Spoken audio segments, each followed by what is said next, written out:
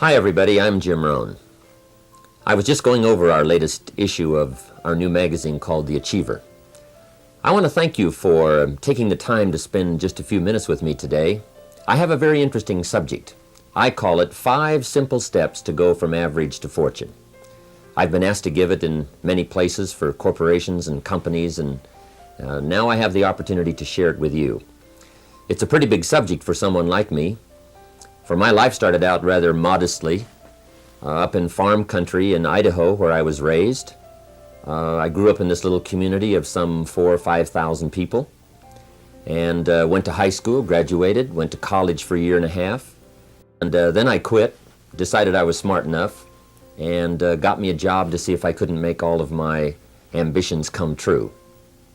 My parents, I think, gave me a very good foundation, a very good start. I was an only child, so I think they took some extra time with me and got off to a pretty good start. A couple of years after I left school, I found a very beautiful young lady and persuaded her to marry me, and kept making all of those grand promises, as we're inclined to do, that everything was going to work well and that she had made a wise decision.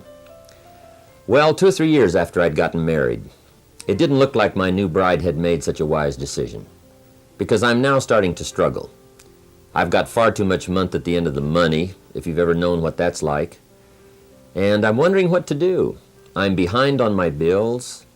I'm willing to work hard, that's not my problem, but it isn't going as well as I had thought it would up until that point. I'm struggling, and I'm wondering what to do. Should I go back to school and get some more education? I didn't have any capital to start a business, so all these questions were going through my mind at a time when I needed some answers, how to really become successful and how to turn my life around. Well, at age 25, good fortune came my way. And sometimes it's a little difficult to describe good fortune. Why do unique things happen to you when they do? Part of that's a mystery to me. I really don't know. One of my friends says, well, things don't just happen. They happen just. And maybe that's it. I really don't know. But my good fortune was, at age 25, I met a very remarkable man. His name was Mr. Schoaf, Mr. Earl Schoaf. And he's the gentleman who gave me those last final answers that I had been looking for up until that time. Mr. Schoaf was a very unique gentleman. He was a businessman, an entrepreneur. He had several businesses. And he took a liking to me, and he hired me, and I went to work for him. I spent the next 5 years working for him. And then, unfortunately, at the end of that 5 years, he died. But I did get to spend 5 years with this remarkable man, and he's the gentleman who gave me the answers. He gave me the points and the ideas that helped to really turn my life around. And I will always be grateful for finding someone who took the time to share their information with me. The best thing Mr. Schoaf gave me was not a job. The best thing he gave me was the benefit of his philosophy. And fortunately for me, his philosophy worked for me. I practiced it, I utilized it, and I put it to work. And about 17 years ago, I was living in Beverly Hills. And I was going through all the notes that I'd gathered up during that 5-year period. And the idea came to me, why not share these ideas with other people? I've used them to change my life. Things have worked out well for me. I wonder if others might find them interesting. So I put all of the material together, and 5 years ago gave my first lecture, my first seminar. And ever since then, I've spent more and more of my time lecturing and sharing ideas on how to do better, how to make your life personally, socially, and economically work out better. And especially for the last 6 or 7 years, I've had the opportunity to travel around the world. The seminar's been translated in many languages, and I find myself now spending the biggest share of my time lecturing, sharing ideas, and trying to come up with answers that can make a difference in your life. Let me give you this simple little talk, how to go from average to fortune. There's 5 simple steps. You might like to make a note of them. Here's the first one. Get serious. That's number 1. I don't know any substitute for that. You've really got to get serious. You don't have to be grim, but you must be serious. I know a guy that's got a half a dozen jokes keeping him from becoming wealthy. He's not known as rich. He's known as a joker, which I guess is okay if that's the kind of life you want to live. But it really isn't the best way to live. To go from average to fortune, you must get serious. And you must get serious about two very important things. Number one is setting your goals and where you want to go. Designing the next 5, the next 10 years is so vitally important. What do you want to do economically? Where do you want to go? What do you want to be? What would you like to have? What would you like to share? How much would you like to earn? How far would you like to go? Those are some major questions to ask. And for that all to work out like you want it to for the next 5 or 10 years, in my personal opinion, you've got to get serious. Then you have to get serious about another important subject. And that important subject is called personal development. Personal development is striving hard to become the kind of person that you want to be. And to become the kind of person you want to be, you've got to work at it. 10 years from now, you will surely become someone. The big question is, who? What are you becoming?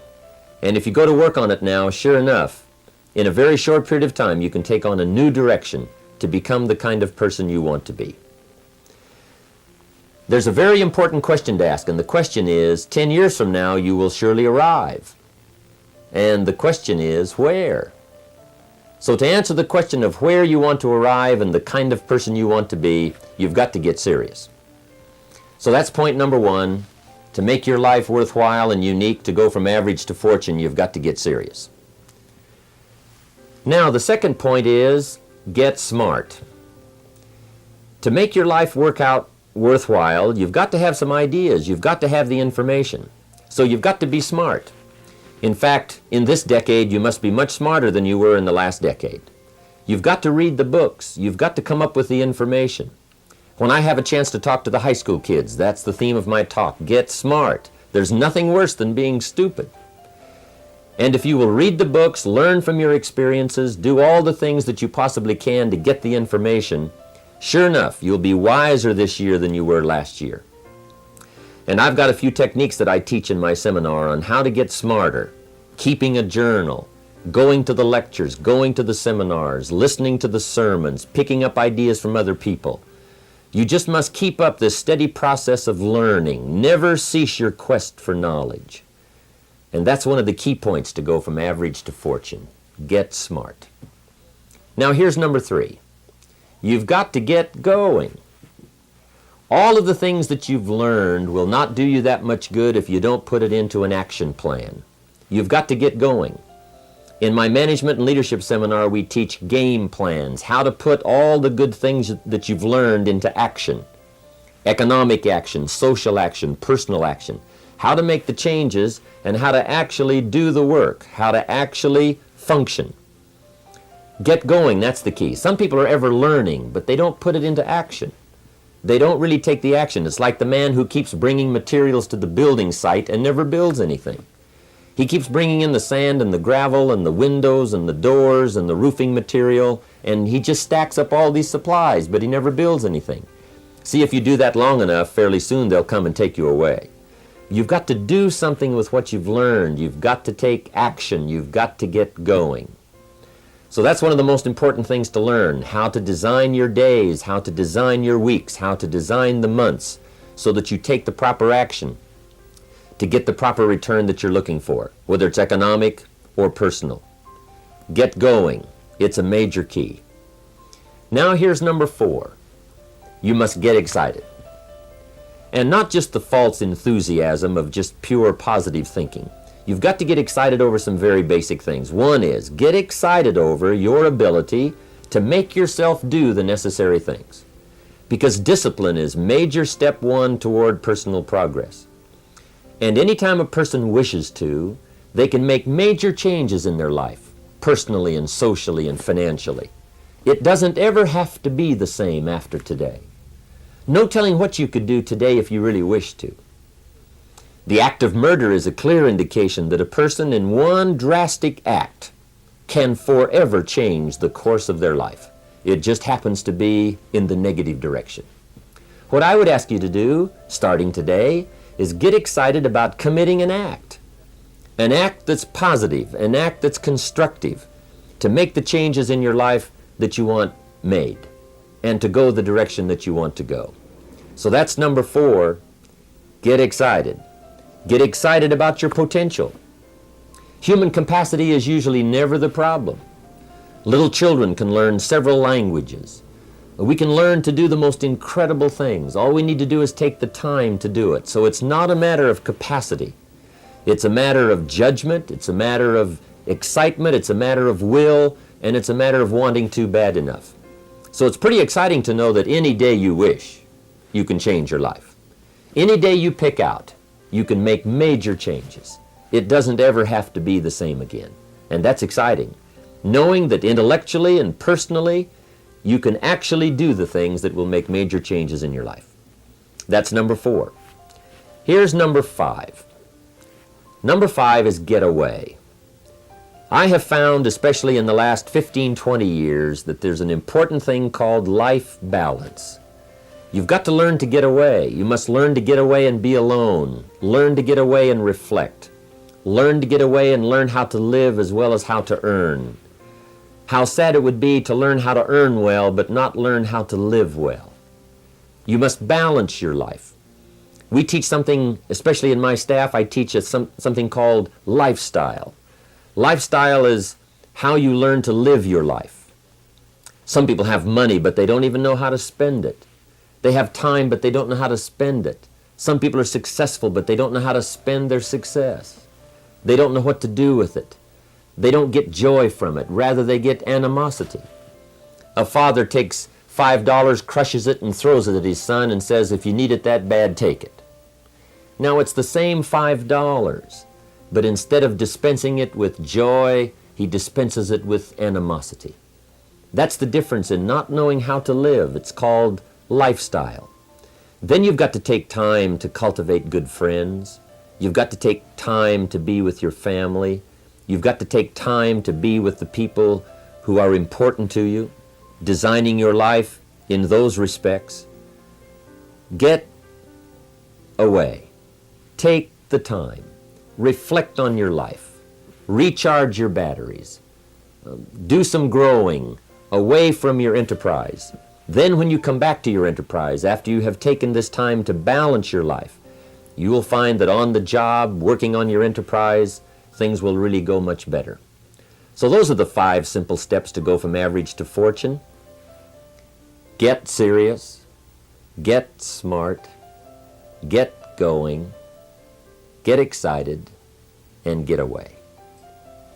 I hope those points will be valuable for you as you consider them. And I want to thank you for giving me a few minutes of your time to spend just a little time with you. I would invite you to come and attend my seminar. If I get a chance to see you there, I'll be happy to meet you.